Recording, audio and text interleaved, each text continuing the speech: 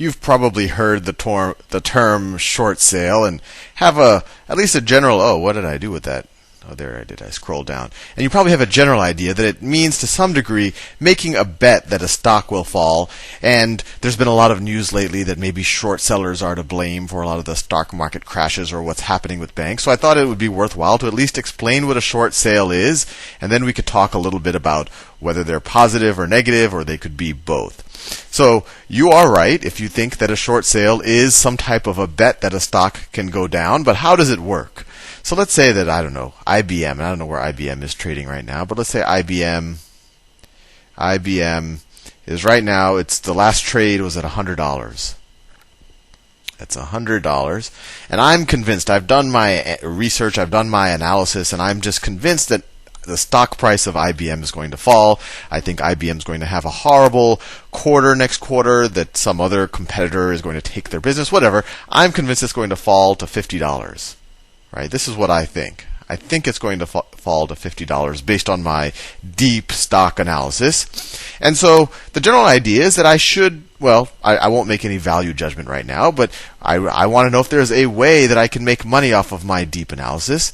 And the way I do that is I go to my brokerage. So let me draw some diagrams. So this is my brokerage.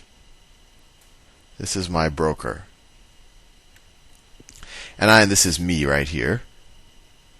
This is me. I have a top hat. Anyway, so I go to the broker and say, broker, I would like to short IBM.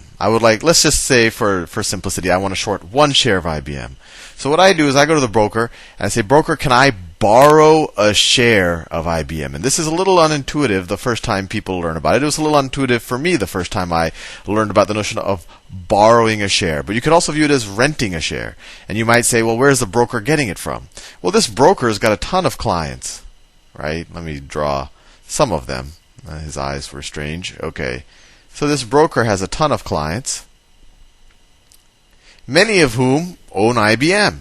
And they keep their shares of IBM with the broker. So the broker always has, let's say each of these is a share of IBM.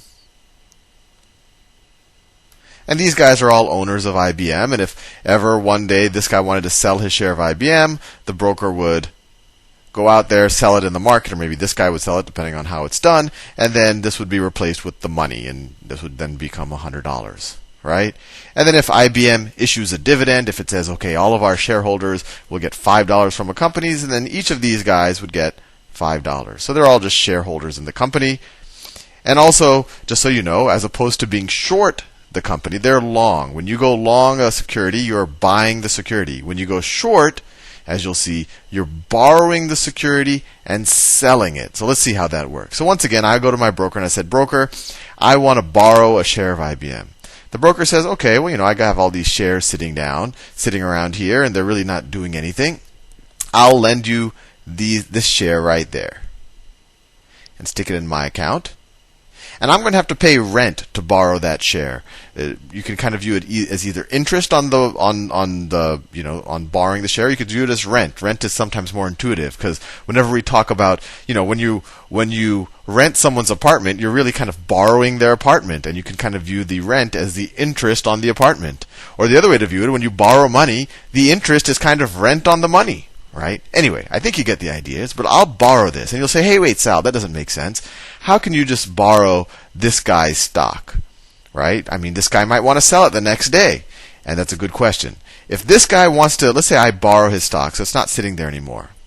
If this guy wants to sell his stock the second after I borrow it, the broker is just going to shuffle around the stocks a little bit. I mean, stocks are, they call it fungible. You can replace one stock certificate with the other. They're no different. So then he'll say, okay, I'll just give this stock to this guy. Oh, whoops. I just messed up with my pen. I'll just give this stock to the guy who wants to sell it, and then you would have essentially borrowed from this guy. And you could keep rearranging the securities so that none of these guys ever know that their stock is borrowed. Although you have to give permission, especially if these guys own the stock outright, they have to give permission to let the stock be borrowed, and they benefit because they get some cut. Hopefully, they get some cut of the rent or the interest that I'm paying, so it's beneficial to them. And the broker can never it should never really lend out all of the shares here, just so that it can keep shuffling around. And we'll talk about what happens if you actually try to do this with a share that you've never borrowed. We'll do that in a future thing. But the general idea is you borrow one of these shares out here, and then the broker can kind of keep shuffling around these shares if any of these guys really want to get rid of their share. And let's say I've borrowed this guy's. Let's say, I originally borrowed this guy's share. This guy wanted to sell his share. So what the broker does is he takes this share, gives it to him, and now I've officially borrowed this guy's share. Right? This is the share I've borrowed now because this one's been sold. Now, what happens if IBM issues a dividend? It says every one of our shareholders should get $5. Well, this guy is expecting a $5 check. Right? Or he expects $5 to be deposited in his brokerage account. For that to happen, I essentially have to write this guy the $5 check. So I have to make it look, or at least the brokerage is going to force me to make it look like this guy still owns the share. So anything that this guy gets by being a shareholder of this stock, I have to provide for him. Anyway, so I've borrowed the stock. Now what do I do with it? My whole thesis here is that IBM is going to $50. So how do I make money off of that? So I said it's trading right now at $100. I've borrowed this share. So I sell it. So let's see. The first thing is I borrow one share, as I've done there, and now I sell it on the market. And we said it's selling for $100. I sell it for $100. So I sell it to the market. So I sell, let's say the market is out here to the left. So I sell it to the market, and I get $100. So let's see what's happening right now. What's my current state of affairs? Let's say assets.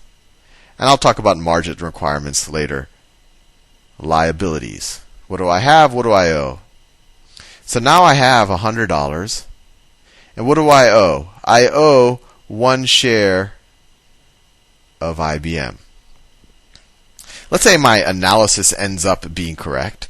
Oftentimes it won't, and we'll talk a little bit more about why short selling can be extremely risky. But let's say my analysis is correct, and a couple of days later, IBM starts trading at $50. What I can do now is unwind my trade or cover my short.